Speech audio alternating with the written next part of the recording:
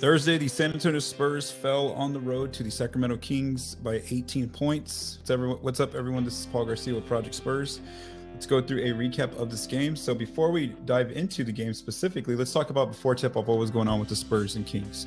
So the Kings were favored by 7, so we do want to note that. They were the favorites by 7. Keldon Johnson was on the injured list. He was out for this game with left ankle soreness, and so was Doug McDermott.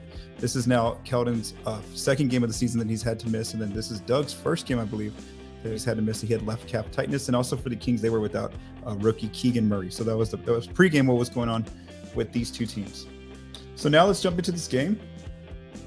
And it was actually very competitive for the Spurs in the first 3 quarters. Then in the fourth quarter, it kind of got away from them. So let's go through a quick recap here. So the first 6 minutes of the game, the Kings come out, with very aggressive. They went up by 16 points. They're up by 14 points midway through the first quarter. Bates-Diop had a strong game in the opening quarter for San Antonio with 11 points by the end of the quarter, and the Kings were up by 9. In the second quarter, the Spurs actually tied the Kings. It's a close quarter.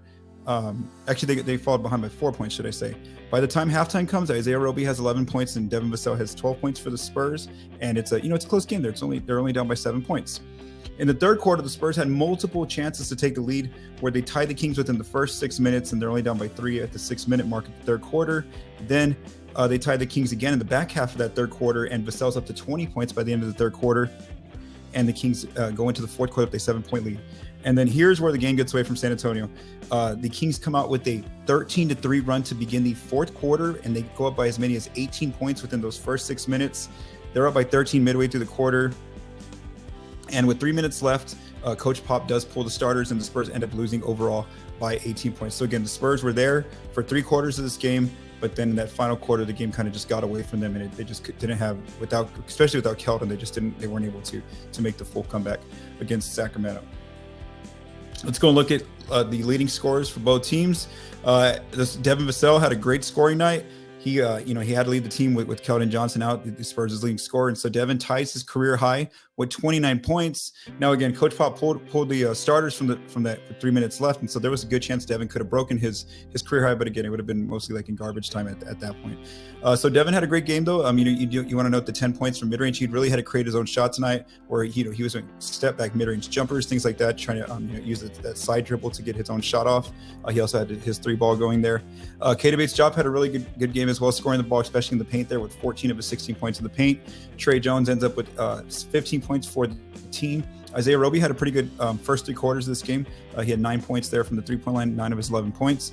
Jeremy Sohan had a really good dunk in the second half, and he ends up with 10 of his 11 points in the paint. And then Jakob Poeltl goes 10 points in the paint and 10 points overall for San Antonio. The Spurs won the paint, but barely by 2 points. For the Kings, they had De'Aaron Fox lead them with 28 points. Malik Monk, he was very aggressive attacking the Spurs' interior defense, was Malik Monk, and he ends up with 26 points. Harrison Barnes ends up with 16, Sabonis 16, Trey Lyles, and Chimezie Metu and Trey Lyles. Those are 2 players we want to highlight because they're former Spurs, and they just, the former Spurs have been having good games against the Spurs. Drew Eubanks had a good game against San Antonio the other night, and so that's these players are more hyped for these kind of games against their former teams. And so you saw Trey Lyles and Chimezie there combined for 24 points, and the Kings won every scoring area except the paint, and especially that gap there at the free throw line was huge for them. The fact that they were a plus 13 from the free throw line against San Antonio. All right, so who were some of the standout players? So Devin Vassell, like I mentioned earlier, ends up with 29 points. He also had 3 rebounds and 3 assists. He also had a block there and a steal. Bates-Diop ends up with 16 points, like we mentioned earlier, 4 rebounds, 2 assists for Keita, 1 block. Jakob Poeltl, 10.7 rebounds and 4 assists, 1 block. And then Trey Jones, 15 points, 1 assist, 4 assists and 1 rebound. And then what does he have here yet? He had a little bit more turnovers than usual. 3 turnovers for Trey and 2 steals. And then Sohan, 11 points, 4 rebounds, 5 assists for Sohan.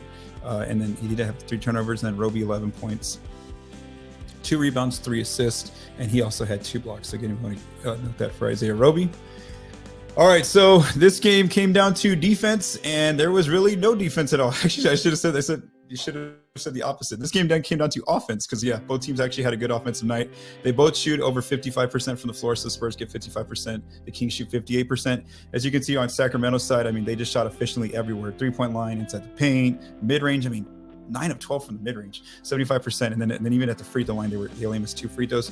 For the Spurs, they had a good shooting night as well in the paint, 65% shooting. They rebounded with their 3-point shooting that had been a trend going down, and they actually shot well here, 42%. The problem though was they had a low volume. Only 31% of their shots came from 3. And they had, well, because they lost those threes, they ended up taking more mid-rangers. And so that's where we're going to talk about that stat here in a little bit. And again, they just don't have a lot of players who are able to get to the free throw line. And so that's where you see that big free throw gap between Sacramento and San Antonio. As far as the break, they were kind of even, both teams. Sacramento only outscored San Antonio by 4 points. And then on points off turnovers is where Sacramento had a big edge, 21-13. And again, turnovers are an issue still for the San Antonio team. Let's continue. So now this is now 16 games for the Spurs. What stood out on offense compared to some of their other games in this one? The good things, again, they rebounded with their 3-point shooting, 42% from 3. They scored very well again inside the paint, 65% accuracy in the paint, which matched their season high. And then they had 14 mid-range points, which is also a season high. And again, you want to give credit there to Devin Vassell, who had 10 of those 14 points from mid-range. The not so good for San Antonio, they are still having trouble when they lose the 3-point line. They're now 0-8 when they lose the 3-point line. They only made 9 free throws in this game. The 19 turnovers are still an issue, the turnovers. And then only 31% of their shots came from 3, which is, again, a season low. So, again, they saw a decrease in the 3-point volume despite them actually shooting well tonight. And, again, most of that is because they picked up their mid-range volume. What stood out on defense? This is an area where the Spurs had some trouble, and the Kings did too. And so there was only one good thing that I could find when I dug up the stats. 67% of the Kings turnovers were because of Spurs steals. Now the not so good, the Spurs are now 0-9 when trailing by 10 or more points. So again, when they fall behind by double digits this season, they haven't been able to make that full comeback and win the game against their opponent. The Kings shot well when they did attack in the paint, 66% of their paint accuracy. And again, you want to give Malik Monk just comes to mind there when he was attacking San Antonio's interior defense. The Kings made 22 free throws, which ties the opponent's season high for a Spurs opponent. They made 75% of their mid-rangers. The Kings made 130 points. Scored 130 points, should I say. And then the Spurs only had 13 points off 12 Kings turnovers. So again, the Kings didn't turn the ball over that much, even though 67% of their turnovers were because of Spurs steals. All right, so now that we're getting more, we've already gotten over 15 games now this season, so we can start looking at records and things, because this is kind of a portrait of where teams are going to be unless they make trades or there's dramatic injuries or things like that. So the Spurs, they're now 6-10 overall this season, which is 13th out west. They're starting to follow that playing range. They're 3-5 on the road, 2-8 against the West, and they are now facing their second 3-game losing streak. This has been a tough road trip for them, especially they got 2 more games this week, 5 games in 7 nights for this team. And who are those 2 teams that they're going to play? On Saturday, they wrap up the week with a game at the Clippers, who are 8-7. And then Sunday, they have the second night of a back-to-back at the Lakers, who are 3-10. And they will be seeing former teammate, the Spurs, Lonnie Walker IV, and Kawhi Leonard on Saturday, actually. So, yeah, multiple former Spurs this entire West Coast road trip. So, for Paul Garcia, for Project Spurs, I am Paul Garcia. Have a great night.